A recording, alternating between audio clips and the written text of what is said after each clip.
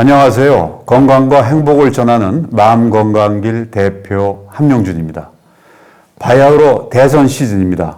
앞으로 5년간 대한민국을 이끌어갈 지도자를 뽑는 중차대한 시점이죠. 그런데 지금은 이번 대선은 정책보다는 주자들의 인성에 대한 여러 가지 비판이 가열되고 있고 유튜브에서도 온갖 얘기들이 나오고 있습니다. 과연 어떤 사람인가에 대해서 우리는 매우 혼란스러워하고 있습니다. 마음건강길은 우리 유력 대선 주자 3분, 민주당의 이재명 씨, 국민의힘의 윤석열, 국민의당의 안철수, 이 3분의 인생과 말과 글, 행동을 통해서 과연 이분들이 대한민국을 책임질 인성과 능력의 소유자인가, 또 지금 시대 정신에 맞는 분인가, 그리고 이분들이 나라를 이끌어갈 때는 어떻게 이끌어 가실 건가 하는 3가지 포인트에 관해서 중점적으로 분석을 해보겠습니다. 앞으로 저와 대담을 통해서 이에 대해 말씀해 주실 분은 우리나라 성격 분야의 권위자이신 울산대 교수이자 서울 아산병원 정신건강의학과 교수이신 김창윤 박사님이십니다. 반갑습니다, 김 교수님. 네, 반갑습니다. 앞으로 자주 뵙고 좋은 말씀 듣겠습니다. 서두에서 말씀드린 바와 같이 이번 대선 후보들의 그 인성이라든가 이런 데 대해서 온갖 얘기가 나오는데 그걸 한번 성격 분석을 통해서 알아보고자 하는데 이 성격 분석이 왜 중요하죠? 성격이라는 게 곧 성격을 알면 이제 우리가 그 사람을 알죠, 수 있죠. 네. 그 성격이 그 사람의 모든 것을 얘기한다고. 운명이고 뭐. 그렇죠. 그 성격 운명이란 말도 있고 또 그러니까 리더십이 그러니까 성격과 무관할 수가 없다는 그렇습니다. 얘기죠. 네. 그런 점에서 이제 우리가 성격을 알 필요가 있다. 그런데 저희가 이렇게 볼 때 저도 제 자신의 성격을 과연 잘 알고 있느냐, 또 사람들은 또 그렇게 자기 성격을 잘 알고 있느냐, 그렇지 않은 것 같은데요. 그렇죠. 그러니까 성격은 자신이 아는 부분도 있고 또 잘 알지 못하는 부분도 있죠. 되게 특히 이제 열등한 부분, 또 이렇게 바람직하지 않은 부분, 뭐 이런 부분은 의외로 뭐 본인이 잘 모르고 있는 경우가 자기가 부정을 하는 건가요? 그렇죠. 회피를 하고?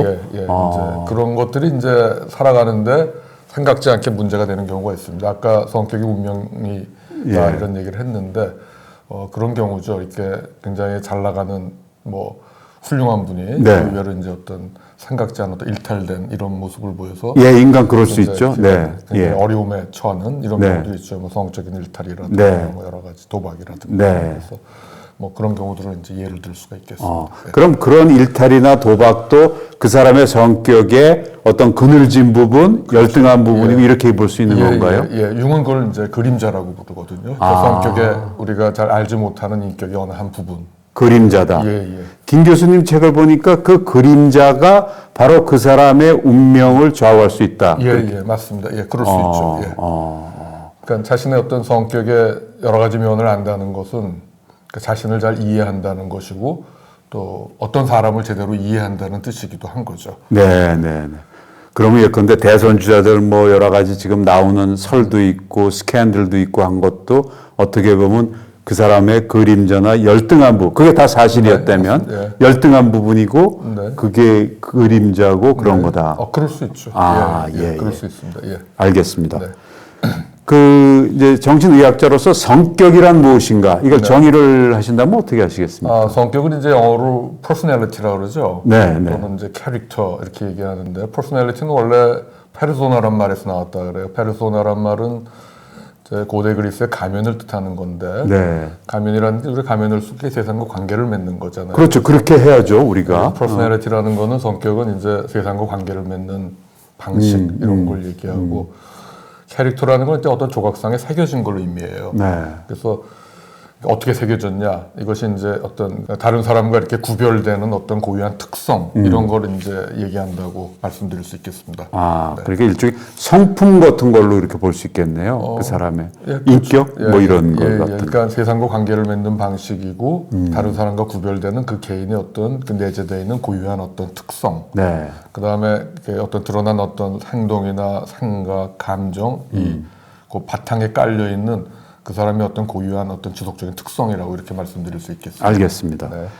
요즘 그 MBTI가 젊은이들 사이에서 많이 유행하고 있고 정치인들의 MBTI도 나오고 있는데 제가 조금 이제 들어가 봤어요. 네. 들어가 봤더니 뭐 여러 얘기들이 있고 그런데 우선 그 MBTI에 대해서는 저 어떻게 생각하고 계십니까? MBTI는 이제 브릭스 마이어스 두 모녀가 네. 이제 뭐 학자는 아니에요. 그 모녀분이 융의 어떤 이론에 심취해가지고 융의 성격 이론을 바탕으로 해서 이제 설문지 형태로 해서 네. 성격을 평가하는 이런 걸 이제 만들었고 요즘 굉장히 널리 사용되고 전 세계적으로요. 뭐 교육 상담뿐 아니라 뭐 경영하는데도 그래서 널리 사용되고는 있죠. 근데 MBTI는 이제 거기에 대한 비판들도 있어요. 이게 뭐 좀 과학적이지 못하다든가 잘 맞지 않는다 이런 얘기들이 있는데 뭐 실제 그렇고요. 거꾸로 네. 나오는 경우도 있고 할 때마다 좀 똑같은 사람인데 성격이 달리 나오는 경우도 저도 있고. 그렇던데요. 네. 네. 그래서 네. 이게 반드시 맞는다고 얘기할 수는 없고 뭐 그거는 융의 성격 이론을 바탕으로 하긴 했지만은 이게 이제 자기 보고식 어떤 설문지 형태로 체크하면서 하다 보니까 뭐 아무래도 본인이 아는 성격이 실제 성격과 달리 이렇게 될 수도 있거든요. 네, 그래서 네, 네. 뭐 결과는 좀 반드시 일치하지 않을 수도 실제 성격과 일치하지 않을 수도 있다는 네, 그렇게 네. 말씀드릴 수 있습니다. 제가 그 유튜브 이런 데서 본 대선 주자 그 MBTI 분석을 보니까요. 네. 이재명 씨는 본인은 거기에 대해서 구체적으로 밝히지는 않고 I 내향형, 내성적이다. 뭐 이렇게 얘기를 했는데 어떤 분석가는 그걸 갖다 ISTJ 네. 내향적이고 감각적이고 사고적이고 판단적이다. 이런 분들은 이제 좋은 의미에서는 독창적이고 신념이 강하며 혁신적이고 직적이다. 이렇게 얘기를 했는데 네. 예, 이런 얘기가 있습니다. 네. 그리고 또 윤석열 씨는 뭐 특별히 본인 검사 안 했다고 그래서 특별히 나오는 건 없고 안철수 씨 역시 내성적인 거 INTJ 내향적이고 직관적이고 사고형이고 판단형이다. 그래서 이런 분들은 조용하고 진지하며 책임감이 강하고 집중력이 뛰어나다. 좀 안철수 씨는 좀 맞는 것 같지 않나 그런 생각이 듭니다. 근데 이게 이제 실제 한 게 아니라 어느 한 개인이 어떤 분이 이제 어떨 것이다라고 추정한 거기 때문에 네. 뭐 그걸 어떻다고 얘기하기는 좀 어려울 것 같아요. 네, 실제 네, 네. 어떤지는 한번 이렇게 살펴볼 필요가 있을 것 같아요. 네, 네. 알겠습니다. 또 이런 여러 가지 성격 검사가 있는데 우리가 병원 정신과를 처음 가면 하는 검사가 MMPI, 예. 미네소타 다면적 인성 검사라는 게 있는데 이건 MBTI고 어떻게 다르죠? 그렇죠. 이제 MMPI는 원래 정상인지 비정상인지 이렇게 스크린하는 목적으로 나온 검사예요. 그래서 네. 병원 같은 데서 널리 사용되죠. 이거는 정상인의 성격 유형을 이렇게 구분하려고 한 이런 애초에 그런 검사가 아니라는 거죠. 물론 이제 정상인의 성격이 어떤 성향들을 일부 얘기해 주는 부분도 있지만 뭐 네. 의심이 많다, 뭐 우울하다 등등. 그래서 MBTI는 정상인의 성격 유형을 보는 거고 또는 MMPI는 좀 그런 게 아니라는 거죠. 네. 그렇게 말씀드려요. 네.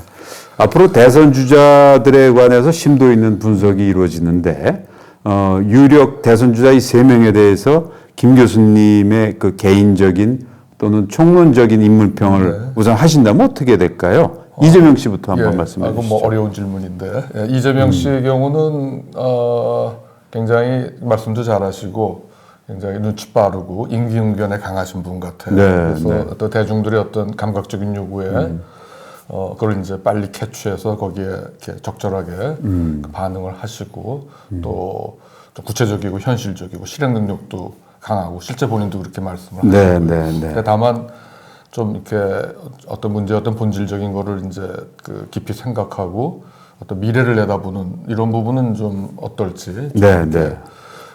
그 부분 한번 좀 생각을 해봐야 될 것 같고 네.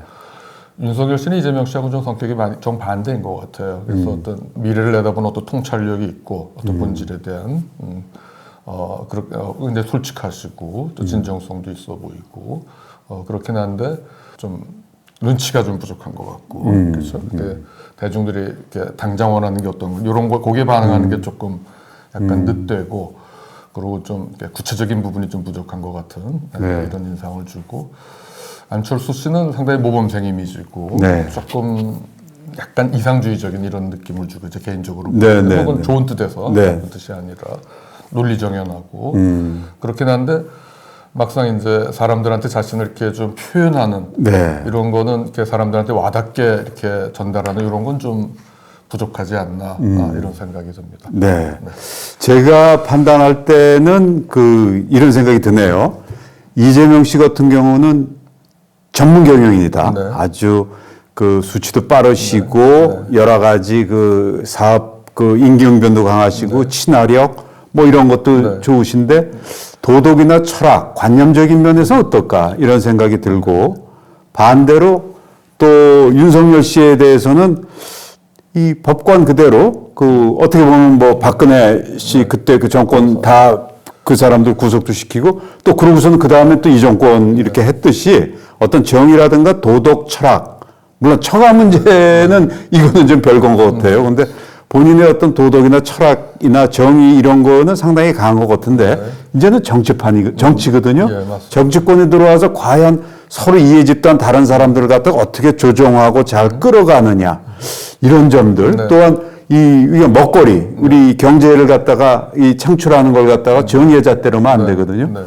그래서 그런 점에서 좀 걱정이 되고 안철수 씨는 진짜 깨끗하고 청렴하고 어떻게 보면 좀 종교적인 느낌까지 들 수 있을 정도로 좋은 분인 것 같은데 이런 분이 이런 정치 세계에 들어와서 그 혼탁한 이런 사람들을 조정도 하고 이끌어가고 싸우면서 할 수 있을정지 이렇게 생각이 들어요. 그래서 어떻게 보면 지금 시대가 필요한 거는 첫째는 막 흐트러지고 편갈린 걸 통합을 시켜줘야 되고 두 번째는 사실은 공정하고 정의가 말로만 나오지 많이 떨어진 거를 또 잡아줘야 되고 그 다음에는 또 중요한 먹고 사는 거 지금 우리가 겉으로는 뭐 이렇게 올라갔지만 일자리도 그렇고 앞으로 또 전 세계 세계 경쟁력하고 붙을 때 그걸 얼마큼 잘 수완 있게 끌고 가느냐 이 세 가지를 충족시켜줄 지도자가 누구냐 하는 데 있어서는 일단은 그냥 다 플러스 마이너스가 있는 것 같습니다.